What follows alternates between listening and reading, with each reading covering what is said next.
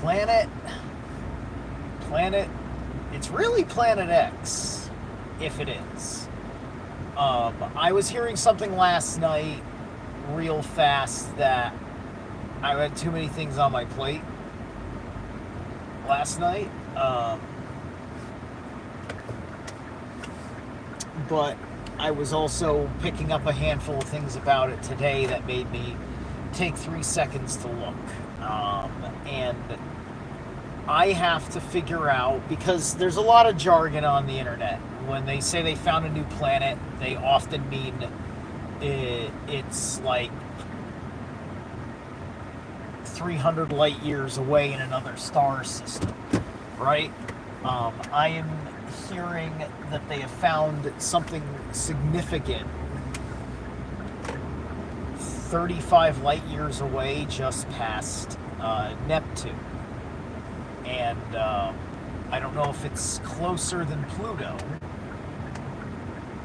So if we didn't do what we did many years ago, this would be Planet X, because it would be the 10th planet discovered. Now, if this is true, it's Planet 9. Somebody has named a planet that they found, and I don't know if that is this one or not, but they've named it Ammonite or something like that.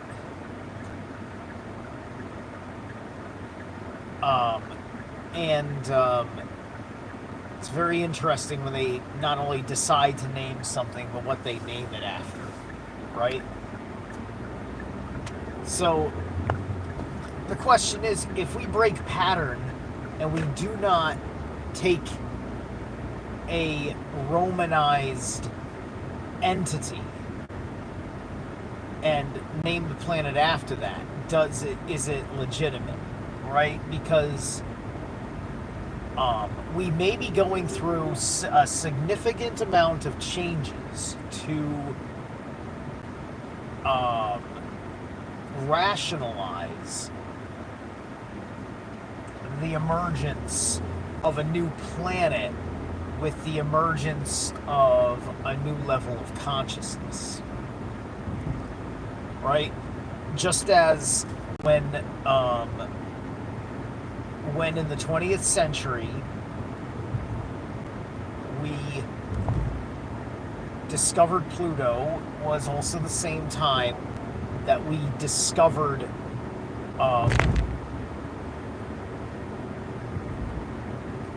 very new ways of having a relationship with death. The 20th century has been many new explorations of our relationship with death.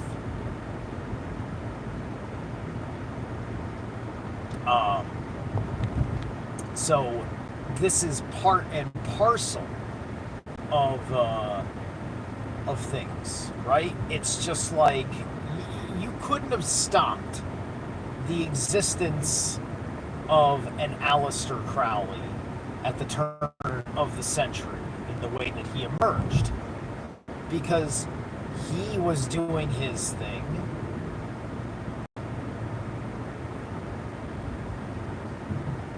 right through all of that.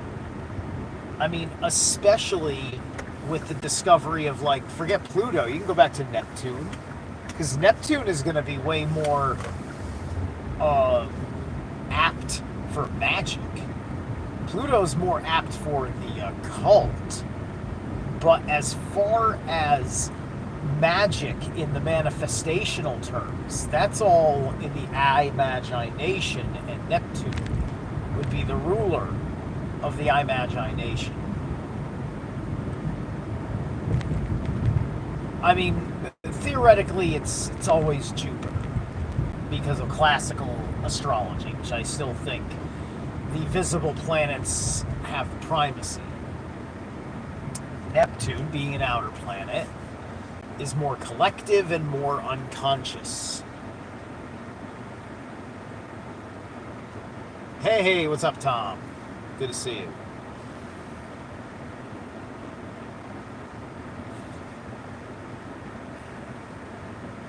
So it would not shock me if this year we announce the official acknowledgement of a new planet. That I would say that the main reason we may have missed it, or could use as an excuse for missing it, because who's counting where we're looking, is that it has another whacked out orbit the way that I think Pluto, one of our planets has that ultra skewed, or it might be Uranus, has that crazy off-center orbit. One or two of them, I think, do.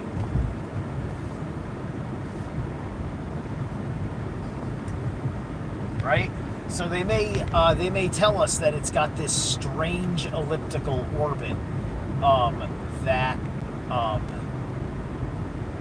is so slow that we didn't realize that it had been within this range of space for the last couple of years, because our instruments that look for planets haven't been looking in that region of space in a while, right? Like, people have to appreciate, even if you were to scale what we can see in outer space for a simulation theory model in which the planets are smaller and local, it is still an enormous swath of sky with these minor particulates to the human eye that you are trying to track in a vast ocean surrounding your entire aboveness.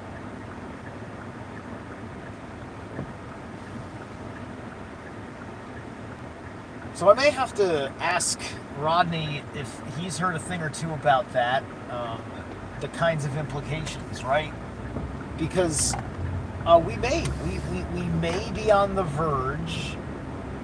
It might be that missing itch that we may have been confusing ascension for the itch of the strength of this planet coming into its transit.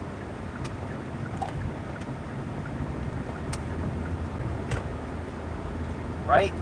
Of course, naturally, we're going to get the Nibiru people talking, and Nibiru is a planet that kind of fits that bill. And if they can verifiably prove that there's a Nibiru near, then they can fake their alien invasion with an enemy that they can say, well, now that we have a track on it, Nibiru will be within range of their invasion force every fucking 50 years. Right, now we're all on a 50-year anxiety cycle. But no, seriously though, right? If we discover a planet, what realm of the psyche is going to be unlocked in the human conscious? And will we discover more?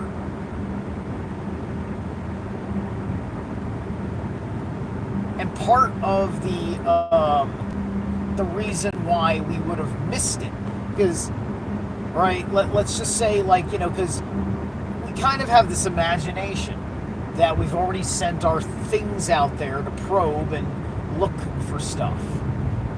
But this planet may have a strange energy field. It may have a strange frequency that gives it stealth until we improved a certain kind of instrument to pick up the pattern in an anomaly. And this is where the conspiracy theorists will have plenty of room for a long time to say it's fake and gay, because they need to produce some sort of results. You can, at the end of the day, stick a naked eye lens telescope at an outer planet. You can use a telescope to see Pluto. You need a good one, a really fucking good one, You can't just go buy some cheap piece of shit to get a little bit of magnification.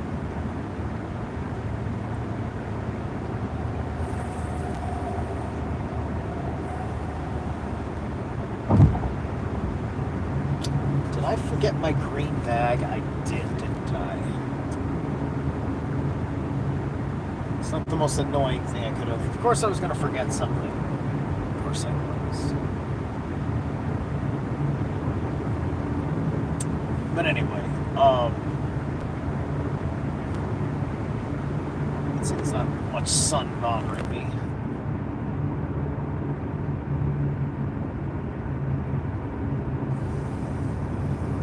All right.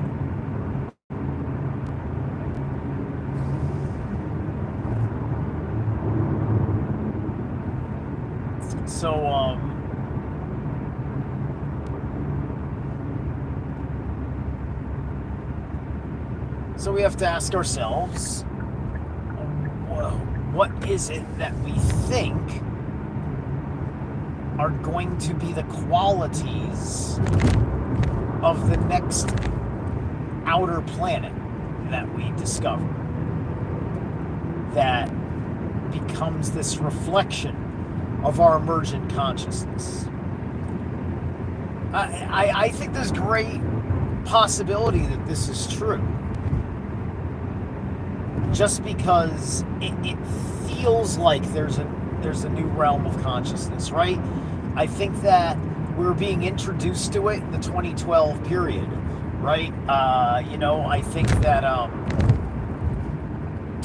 that we didn't know that that's what it was because we were so ignorant to everything else in the first place till we opened up this avenue of understanding.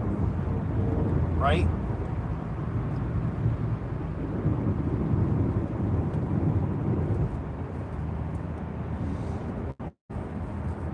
And, but we already have so many crossover explanations, right? We're talking about something that hasn't exactly emerged, right? We may not have had the same, you could tell we didn't have the same relationship with death before we discovered Pluto. You could tell. We got really personally into it. We really started to have serious fears about it and the dying process. More so than we ever had before. And a lot of that was exploited, right? Because something strange had happened to the mind of man over the course of the 19th century. The 1800s was very, very weird. As we went into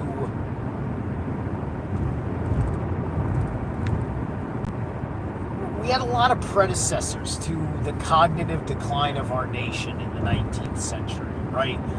Because we had this high level of intellect, and then all of our institutions, which were pushing hardcore the material sciences,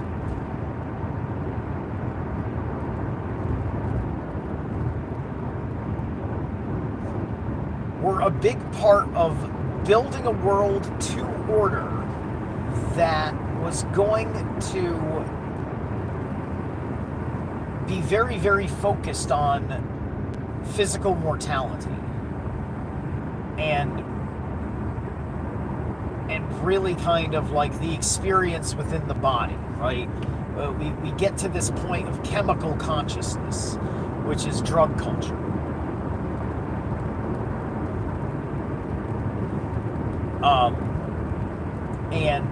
That would make a lot of sense.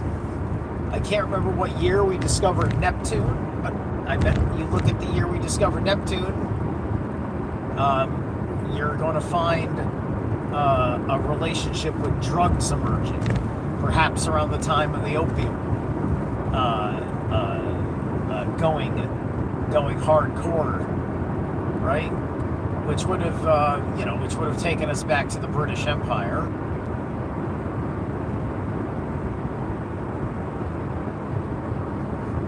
That might be about right as the period of time in question. That might be about right. Right, because Pluto was discovered in the mid 20th century.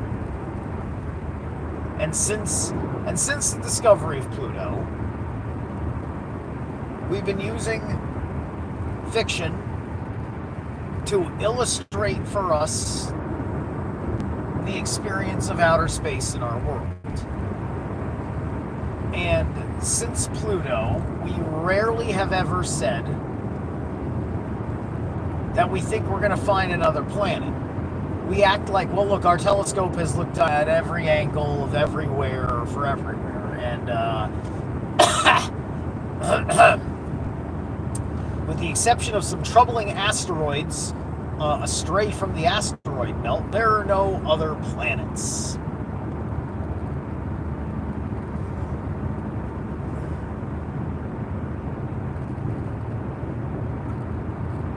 It's quite a tale to imply that there are no other planets as such, right? And so we've got the 9 planets of our solar system, and either your space opera is happening within your solar system, it's happening within your galaxy or your universe, depending on the size of the scope. Like even Star Wars. Star Wars is not as big a world as Dune. When you think about it, the Padishah Emperor is emperor of the whole universe. In Star Wars, all the affairs are in one spiral galaxy. Star Wars all happens in one galaxy. That's one empire in one galaxy. And, the Outer Rim, like, I don't know extended canon, but, that's what they've done for scaling. They've said, let's take the scaling of the whole world, and we'll say the whole world is this galaxy. And then other galaxies, we assume that they're not even occupied with life that is on a communication or trade level or anything with this galaxy, right? And we're yet to see something turn into a threat beyond, right? Imagine if Star Wars flipped the script and said a galaxy near us wants to invade because the Empire has been weakened, right? And so that would be like the secret of Palpatine, right? Palpatine wanted to have order because he saw a greater threat in the shadows that he would not have seen if he wasn't using his Sith level of consciousness, you see, right?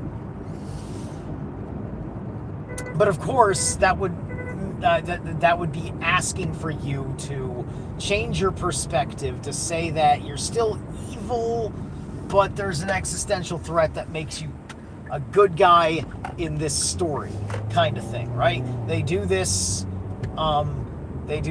in the movie, the TV show, Da Vinci's Demons with Dracula. So they play off with the satanic Dracula, who practices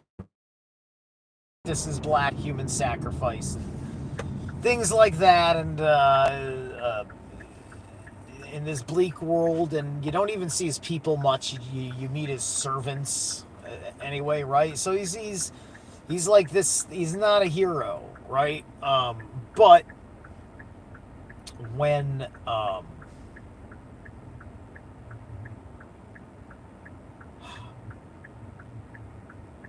but based on circumstances and the favor built by Dracula and Da Vinci.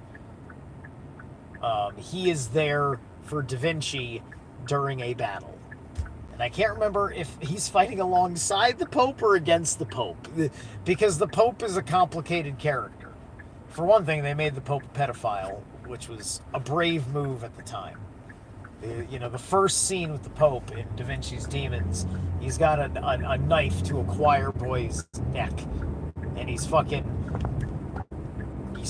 jerking him off while fucking like testing him on scripture.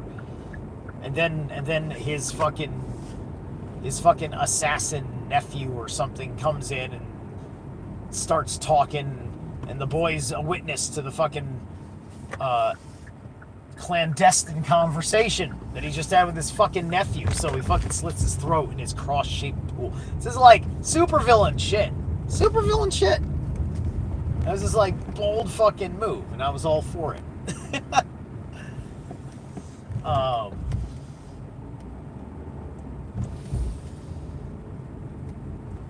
Hey, what's up, Peaceful?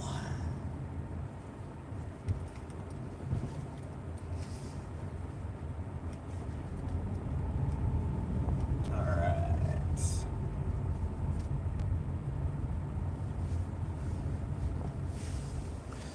So, long story short is, what is this new aspect of the human psyche we are seeing? Some new tell on the next layer of the complication of the human soul that is about to emerge and open up new worlds of wonder and possibility for us. Or is it just a whole bunch of trendy nonsense on some yellow journalistic rag of science fiction? All right, I'll catch you later.